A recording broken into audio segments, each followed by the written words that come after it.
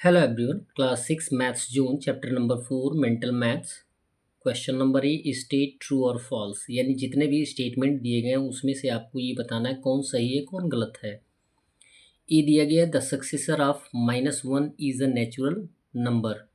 जब भी आप -1 का सक्सेसर फाइंड आउट करेंगे तो जो आएगा वो नेचुरल नंबर आएगा। तो यहाँ पे हमने क्या दिया है, फॉल्स दिया गया है। किस कंडीशन में फॉल्स है वो भी देख सकते हैं। जब भी आप किसी नंबर का सक्सेसर फाइंड आउट करते हैं तो आप क्या करते हैं, 1 ऐड कर देते हैं। तो -1 में 1 ऐड कर देंगे तो यहाँ पर प्लस और माइनस दो इंटीजर हो गए और दोनों का वैल्यू सेम है, लेकिन सिंबल क्या है, अपोजिट है।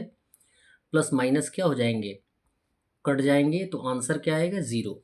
ज़ीरो जबकि नेचुरल नंबर नहीं होता है, ज़ीरो क्या होता है, होल नंबर होता है, इसलिए ये स्टेटमेंट क्या हो जाएगा, फॉल्स हो जाएगा। बी दिया गया है if A and B are two integers. मान लेते हैं कि हमारे पास दो इंटीजर हैं, देन आपको ये प्रॉपर्टी दी गई है कि A minus B equal B minus A. क्या ए के वैल्यू में से बी माइनस कर देंगे तो जो वैल्यू आएगा वो बी के वैल्यू में से ए को माइनस करने पर जो वैल्यू आएगा वो दोनों इक्वल होगा।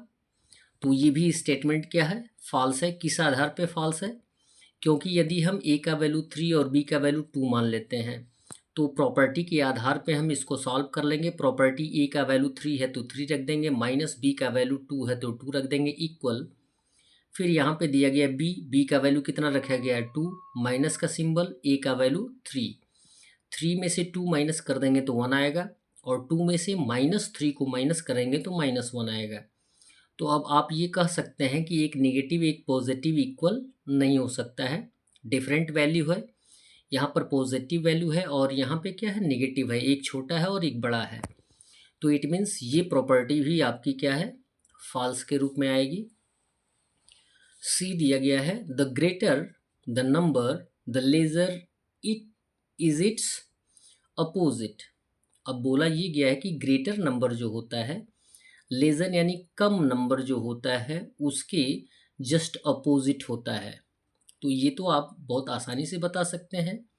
जैसे कि सपोज आपने एक लाइन स्केच किया, बीच में आपने ज़ीरो को एक्सप्रेस किया है, ज़ीरो के राइट साइड पॉजिटिव आता है, ज़ीरो के लेफ्ट साइड नेगेटिव आता है, तो जस्ट अपोजिट है ही है। जीरो के राइट साइड 1 है और जीरो के लेफ्ट साइड -1 है, इसलिए ये स्टेटमेंट क्या हो जाएगा, ट्रू हो जाएगा। डी दिया गया -11, -13, -15, -17 are integers written in decreasing order. अब डिक्रीजिंग ऑर्डर की बात ये होती है कि एट फर्स्ट क्या होना चाहिए, बड़ी संख्या होनी चाहिए, उसके बाद छोटी छोटी छोटी छोटी छोटी और छोटी संख्या होनी चाहिए। ये कंडीशन आपको दिया गया है, जिसमें आपको नेगेटिव के टर्म में बताया जाता है कि जितने आपको नेगेटिव छोटे दिखाई देते हैं वो क्या होते हैं, बड़े होते हैं। यानी सबसे ग्रेटेस्ट जो नेगेटिव इंटीजर होता है वो होता है -1, और -1 के बाद जितने भी होते हैं -2, -3, -4, -5, ये क्या होते हैं, -1 से छोटे होते हैं। तो एक टर्म आपको बताया जाता है कि जितने नेगेटिव बड़े दिखाई देते हैं वो क्या होते हैं, छोटे होते हैं, और जितने छोटे होते हैं वो बड़े होते हैं। यहाँ पे दिया गया -11, -13, -15, -17 सबसे बड़ा है, -11 से छोटा आएगा -13, -13 से छोटा आएगा -15, -15 से छोटा आएगा -17। इट मीन्स ये डिसेंडिंग ऑर्डर में है, अवरोही क्रम में है, ये स्टेटमेंट हो जाएगा ट्रू। लास्ट क्वेश्चन दिया गया है the absolute value of N integer is always greater than the integer.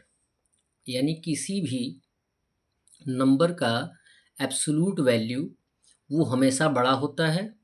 तो ये स्टेटमेंट क्या हो जाएगा, फॉल्स हो जाएगा। किस आधार पे फॉल्स हो जाएगा, यहाँ देखें, यहाँ पे नेगेटिव वैल्यू दिया गया है -1। -1 का एब्सोल्यूट वैल्यू यानी निरपेक्ष मान जो होगा वो पॉजिटिव होगा, 1 होगा। यहाँ पर -1 का तो बड़ा है, लेकिन यहाँ पे दिया गया है पॉजिटिव 1। 1 का एब्सोल्यूट वैल्यू 1 ही होगा, यानी इक्वल होगा, बड़ा नहीं होगा। और यहाँ पर क्या दिया गया है कि किसी भी इंटीजर का एब्सोल्यूट वैल्यू हमेशा बड़ा होता है, नहीं ऐसा कोई कंडीशन नहीं है, इसलिए ये स्टेटमेंट हो जाएगा फॉल्स। That's all. वीडियो को लाइक करें और चैनल को अवश्य सब्सक्राइब करें। धन्यवाद।